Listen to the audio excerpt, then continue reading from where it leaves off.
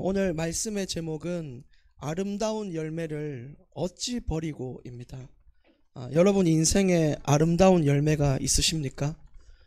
여러분 우리 인생에는요, 우리가 느끼지 못하지만 지금 이 순간도 사실은 아름다운 열매를 맺고 있는 것입니다.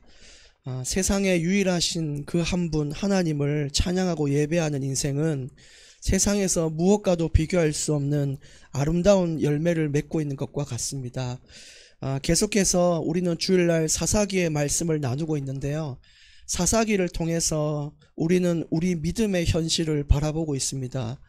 항상 평안할 때는 하나님은 어디 가고 없고, 힘들고 어려울 때만 하나님을 찾고, 또 회복되면은 언제 그랬냐는 듯이 하나님이 없고, 그런 경우가 있잖아요. 저도 한 번은 너무 아플 때는 하나님 살려만 주시면 뭐든지 하겠습니다 고백해 놓고는 건강이 회복된 이후에는 또 육신의 소욕을 바라보고 있는 제 자신을 볼 때가 있어요. 근데 우리가 그 사사기의 그 악순환을 반복하지 않도록 믿음을 가지는 것이 중요합니다. 하나님은 지금 우상숭배로 빠진 이스라엘 백성을 건지시기 위해 여루바알이라고 불리는 기드온을 통해서 전쟁에서 승리하게 하시고 평화를 이스라엘에게 가져다 주셨습니다. 근데 기드온의 마지막이 어땠냐? 끝까지 믿음을 지키고 아름답게 장식했으면 좋았을 텐데 기드온도 그러지는 못했습니다. 하나님이 우리 인생의 왕이시고 이스라엘의 왕이시라고 고백을 했는데도 불구하고 자기 인생을 왕처럼 마지막에 살다 간 것이 기드온이었거든요.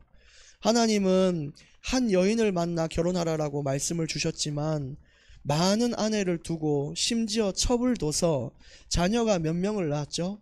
70명을 낳으면서 산 것이 기드온이었습니다.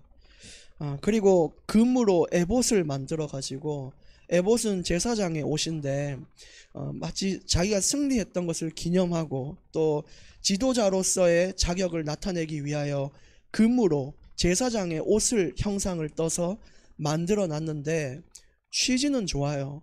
우리가 이긴 사실을 잊지 말고 또 나를 따라서 잘 우리가 가보자라는 취지였지만 하나님이 원하는 방식이 아니니까 문제가 생겼어요. 사람들이 하나님은 안 바라보고 금을 바라보고 절을 하기 시작했단 말이에요.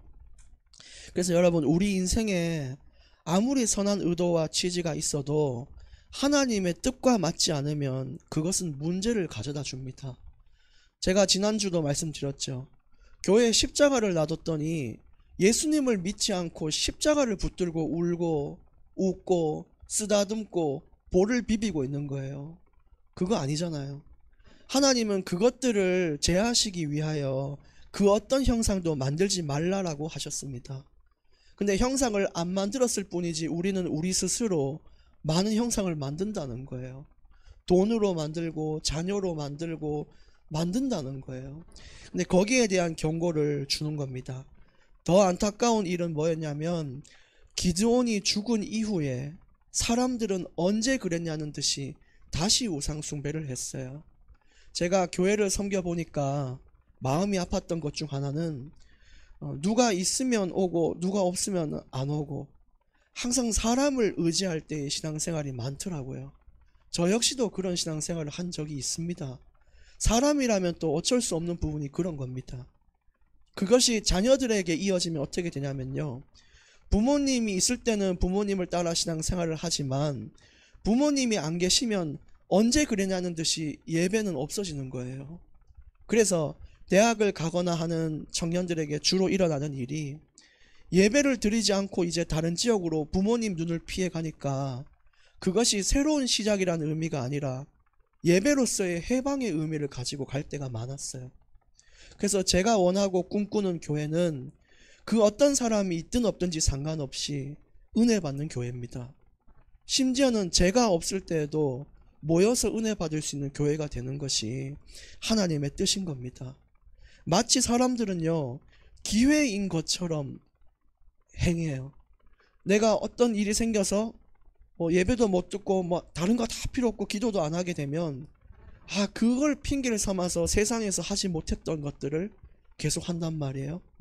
여러분, 우리는 그렇게 되지 않아야 됩니다. 그래서 서론에서 제가 말씀드리는 것을 요약해 보자면, 첫 번째는 믿음을 가지는 것이 중요한 게 아니라 믿음은 지키는 것이 중요하다는 사실입니다. 믿음은 누구나 가지거든요. 근데 예수님이 이 땅에 오실 때까지 그 믿음을 지킬 수 있는 자가 누가 있겠냐로 주님은 물으셨어요. 어떤 상황이 와도, 풍파가 와도 믿음을 지킬 수 있는 자가 되는 것이 맞습니다. 두 번째는 마지막이 아름다운 사람이 돼야 된다는 사실입니다. 기드온은 마지막에 좀 아쉬움이 많았죠. 저는요, 언젠가 교회가 우리가 뭐 50년, 60년 이어갈지 70년 갈지 하나님만 아시겠죠. 근데 사람들 앞에, 또 하나님 앞에 마무리까지 아름답게 할 수 있는 그런 교역자가 되고 싶고요. 우리 하원교회 전 성도님들도 어떤 모임이든지 직장이든지 교회든지 그것의 마지막이 아름다운 자들이 되는 것이 정말 복된 줄 믿습니다. 그리고 아까 말씀드린 대로 사람을 의지하지 않는 믿음, 그것을 갖추는 게 중요해요. 항상 성경의 문제는 언제 터졌냐? 누가 죽은 이후에, 누가 없을 때에, 누가 사라질 때에. 여러분, 우리 인생에 그런 신앙생활은 돼서는 안 됩니다. 하나님과의 1대1의 관계 속에 우리가 다른 것을 의지할 필요가 없는 것이죠.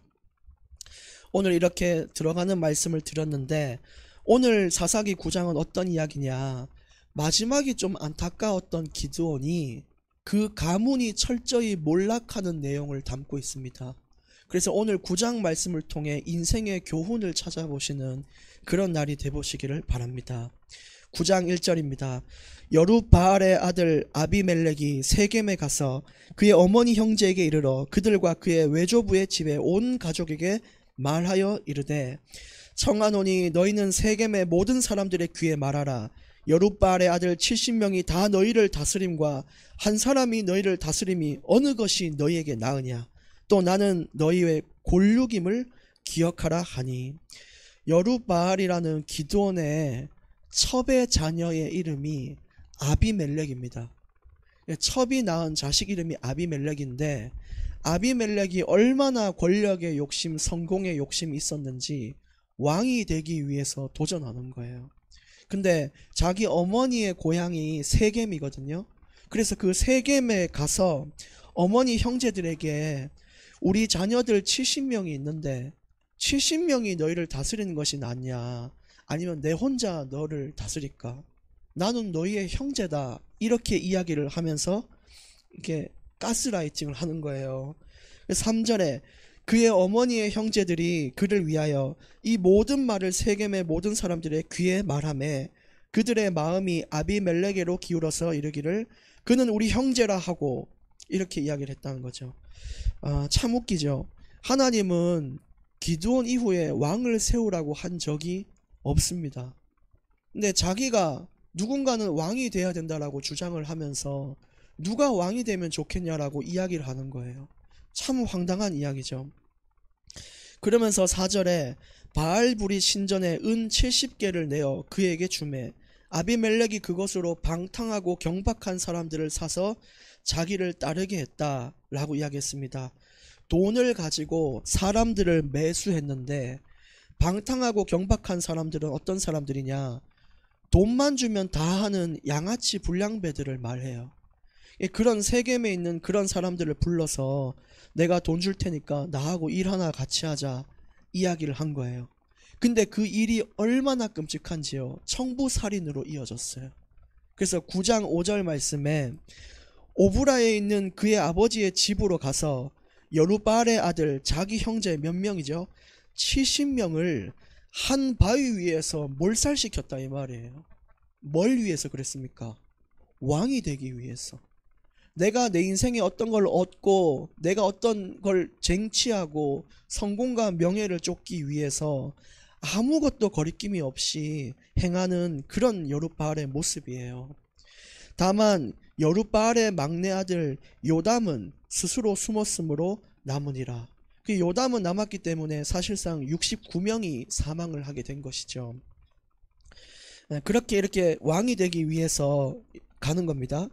6절에 세겜의 모든 사람과 밀로 모든 족속이 모여서 세겜에 있는 상수리 나무 기둥 곁에서 아비멜렉을 결국 왕으로 삼게 됩니다. 여러분, 이렇게 리더의 자격도 없는 리더가 어떤 한 단체나 조직의 지도자가 되면요, 백성들은 쫄딱 망하는 거예요. 그래서 철저하게 이스라엘이 지금 멸망해 가는 과정을 여러분 보고 있습니다. 이거 역시 무슨 뜻이냐? 하나님이 원하지 않는 방법으로, 심지어는 형제를 살해해 가면서 결국 얻고자 한 것이 뭐였죠? 권력과 자리와 명예였습니다. 수단과 방법을 가리지 않고 하려는 게 성공이었죠. 여러분, 그 자리와 권력은요, 하나님이 주실 때 가장 안전한 겁니다. 그래서 우리가 어디에 가든 하나님의 뜻에 따라 살 때에 하나님은 내게 가장 필요하고 맞는 자리를 주시는데, 그 자리가 어떤 자리냐? 가장 안전하고 복된 자리라는 거예요. 그래서 우리의 현실을 놓고 너무 탄식할 필요도 없습니다. 뭐라 그랬죠?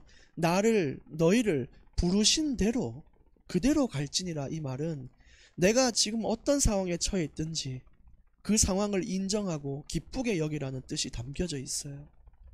그렇게 가셔야 됩니다. 7절, 사람들이 요담에게 그 일을 알림해 요담이 그리심산 꼭대기로 가서 서서 그의 목소리를 높여 그들에게 외쳐 이르되, 세겜 사람들아, 내 말을 들으라. 그리하여야 하나님이 너희의 말을 들으시리라. 이제 남은 숨어있던 요담이 와가지고 내 말 좀 들으라는 거예요. 그래야 너희가 살 수 있다라고 이제 외치는 건데, 중요한 건 이 장소가 그리심산이잖아요. 그리심산이 어디냐면 신명기 11장에서 말한 축복의 산이에요. 그리심산에서는 저주를 내리면 안 돼요. 축복만 해야 됩니다. 좋은 말만 해야 돼요. 근데 하필이면은 축복의 산에 서가지고 지금 니들이 한 일은 저주받을 일이라고 이야기하는 거예요. 우리가 생각할 때 인생의 축복처럼 느껴졌던 것들 있잖아요. 근데 그 중에는 어쩌면 우리에게 와서는 안 되는 응답이 있었을 수도 있다라는 것입니다. 그래서 그런 거를 분별하는 것이 중요한데, 우리는 독이 든 성배라고 그러잖아요. 그것처럼 지금 너희들이 나라의 왕을 세웠다는 것이 기뻐 보이지만 하나님 볼 때 절대로 그것은 응답과 축복이 아니다라고 이야기를 하는 거예요. 8절에 비유를 들면서 설명을 합니다. 하루는 나무들이 나가서 기름을 부어 자신들 위에 왕으로 삼으려 하여 감람나무에게 이르되, 너는 우리 위에 왕이 되라. 이야기를 한 거예요. 감람나무는 어떤 나무냐면요, 올리브 나무거든요. 근데 이 올리브 나무는 왕이나 제사장을 임명할 때 부은 나무예요. 그 기름을 부은 나무예요. 의료에도 사용이 되고요, 목공할 때도 사용이 되고요, 심지어 밤에 불을 켜는 등불에도 사용이 돼요. 인간적으로 봤을 때 왕의 자격이 있나요, 없나요?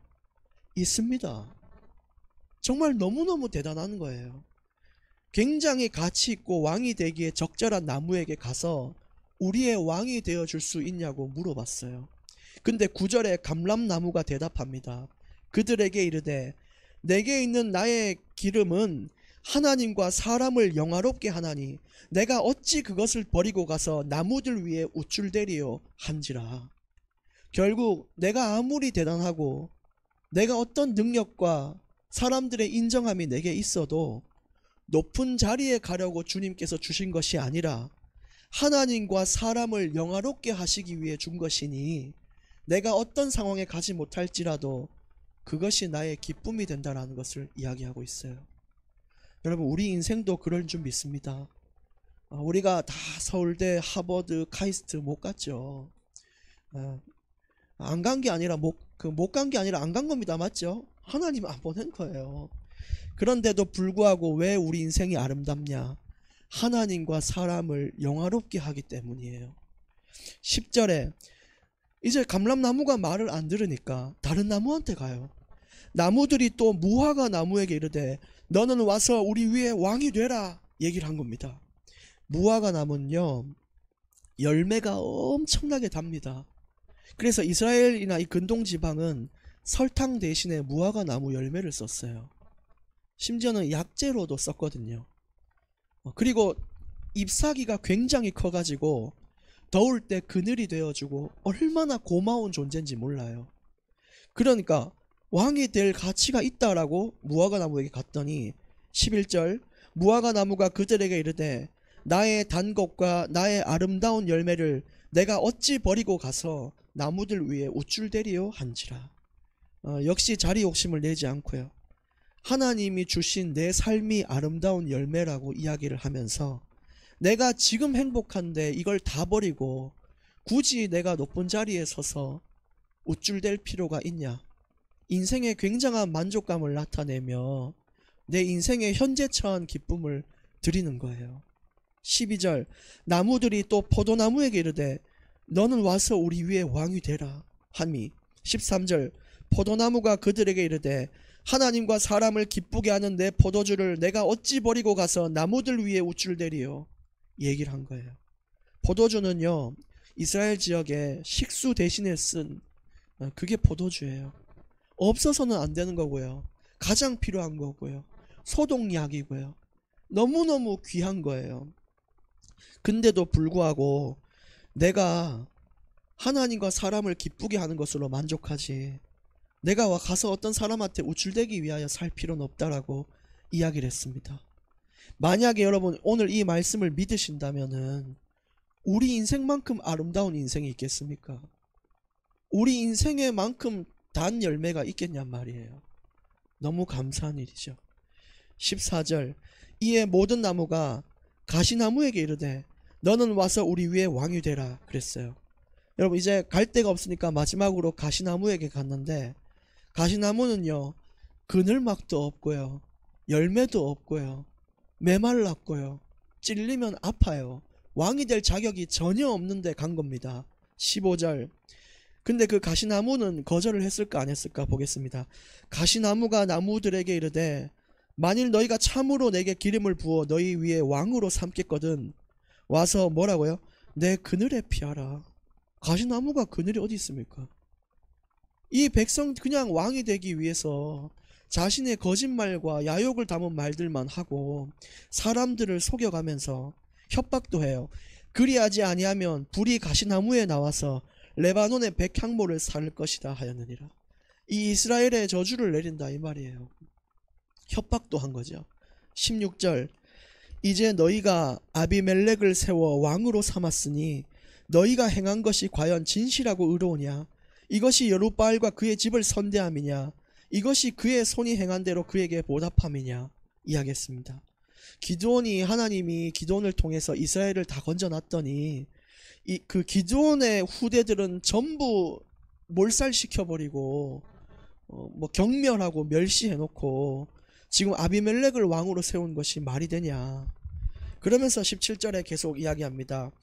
우리 아버지가 전에 죽음을 무릅쓰고 너희를 위하여 싸워 미디안의 손에 너희를 건져냈거늘 너희가 오늘 일어나 우리 아버지의 집을 쳐서 그의 아들 70명을 한 바위 위에 죽이고 그의 여종의 아들 아비멜렉이 너희 형제가 된다고 그를 세워 세겜 사람들 위에 왕으로 삼았도다. 만일 너희가 오늘 여룻바알과 그의 집을 대접한 것이 진실하고 의로운 일이면 너희가 아비멜렉으로 말미암아 기뻐할 것이요 아비멜렉도 너희로 말미암아 기뻐하려니와. 그래서 19절까지 말이 무슨 뜻이냐면요 너희들이 한 일이 진짜 맞다면 항상 기쁘고 모두가 행복한 일이 일어나겠지만 그렇지 않으면 너희들은 철저히 망할 것이다 라고 이야기를 하면서 20절 그렇지 아니하면 아비멜렉의 불이 나와 세겜 사람들과 밀로의 집을 살을 것이요 세겜 사람들과 밀로의 집에서도 불이 나와 아비멜렉을 살을 것이니라 하고 요담이 그의 형제 아비멜렉 앞에서 도망하여 피해서 부엘로 가서 거기에 거주하니라. 이렇게 요담이요 담대하게 외치고요 또 자기도 죽을까봐 또 도망을 쳤어요. 그 이후에 어떤 일이 일어나냐면 오늘 오후에 말씀을 드리겠지만 결국 그 아비멜렉을 통한 기쁨은 그 나라에 없었습니다. 얼마 되지 않아서 사람들은 기쁨을 잃었고요. 아비멜렉을 지지했던 족속들은 분열이 돼서 싸움이 났고 결국 아비멜렉은 비참한 죽음을 겪는데 어떻게 죽는지 아세요? 그 맷돌에 맞아 죽어요. 참 인생이 허무하지 않으세요? 무엇을 위해 노력하고 무엇을 위해 살았냔 말이에요. 사람을 70명을 죽여가면서까지 하나님의 뜻에 거슬러서 내가 얻고자 하는 그 욕심을 따라서 살았는데 그 마지막은 아무것도 없는 공허함만이 남았습니다. 왜 하나님은 오늘 사사기 9장을 우리에게 주셨을까요? 우리 인생에 점검해야 될 부분이 있습니다. 그 오늘 결론 말씀 첫 번째가 뭐냐? 우리 목표 중에 내 욕심인가 하나님의 뜻인가, 거기에 대한 점검이 있어야 된다는 거예요. 하나님의 뜻과 아무 상관없이 내가 이루고자 하는 것을 향해 달려가면 그것은 하나님의 뜻이 아닙니다. 그런 것들을 잘 점검을 할 수 있어야 되죠. 만약에 제가 제 욕심으로 교회 부흥만 바라본다면 하나님은 철저히 막으시겠죠. 하나님 뜻이라면요, 막을 수가 없는 거고요. 그래서 우리가 하나님의 뜻을 구하는 게 제일 먼저입니다. 그리고 두 번째, 오늘 마지막 결론을 드립니다. 지금 내 삶에 만족할 수 있는 자가 되셔야 됩니다. 왜냐? 내가 지금 전 재산이 1억이 안 되는 분들이 여기 더 많으시겠죠. 과반수 이상이. 뭐 통장에 없는 분이 많잖아요. 근데 우리가 가지고 있는 건강, 우리의 가지고 있는 모든 이 지금에 가지고 있는 나이, 가지고 있는 재산, 이 모든 것들이 크든 작든 상관없이 하나님과 사람을 영화롭게 하고 기쁘게 만들 수 있는 그런 인생이라면 내가 어찌 다른 곳에 가서 우쭐댈 필요가 있냐라고, 그런 인생의 만족을 하나님은 얘기하시는 거예요. 그래서 나중에 그 요담은 유다의 왕이 됩니다. 하나님은 요담을 통해 족보를 이어가면서 예수 그리스도의 족보를 이어가세요. 그래서 70명이 다 죽게 안 한 것도 하나님의 뜻인 것처럼 항상 하나님은 피할 길을 주시고 다 망해 보이지만 진짜 가장 필요한 길만 남겨두시고 그렇게 우리를 세밀하게 인도를 해오셨습니다. 그래서 오늘 말씀을 한 주간 묵상해 보시고 우리 인생에 하나님을 영화롭게 하고 기쁘게 하는 인생이 이어지기를 예수님의 이름으로 축복합니다. 하나님, 오늘 사사기 9장의 말씀을 통하여 인생의 교훈과 또 책망을 주시니 감사합니다. 우리 인생에 내가 생각한 축복과 응답이 아니라 하나님이 내게 가장 잘 맞는 축복과 응답으로 역사하여 주시옵소서. 사람들과 비교하여 인생을 사는 것이 아니라 하나님과 1:1 관계 속에서 나의 인생을 보며 살 수 있게 해 주시옵시고 우리의 믿음을 굳건하게 지켜주사 늘 하나님의 기쁨이 되게 하여 주시옵소서. 감사드리며 예수 그리스도 이름으로 기도드리옵나이다. 아멘.